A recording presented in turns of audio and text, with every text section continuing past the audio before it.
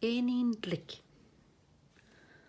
Lád á rá fear ag siúl trí chuil, chunig sé nead beag I ngáil crín. Plánaí sé ann go deas ciúin, is chuir sé a lámh isteach san nead. Fuair sé greim an éonainn glóite a bhíoste san nead. Is dócha nar airí sí an fearr a tíocht, nó go rug sé arthaí. Bhí an téanainn ina ghuirneige agus í go crit eaglach.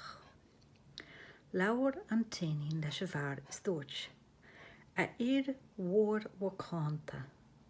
Scaoileann agus in seoimé dit cá bhfuil próca óir I bhullach sa chuil. Chomh mála sin, teoirtí mé comhairle mhadaid a bheith úsáideach go brách.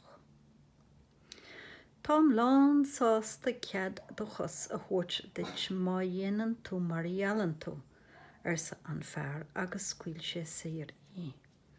Cheas an téanainn os a cóir amach dhéag chrín agus de leabhar go neamh splach leis, mar seo.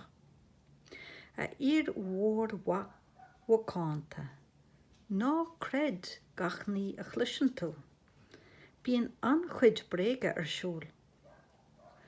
Cuimhní I gcónaí gur fearr éin I do ghoirn ná gá éin ar chraobh.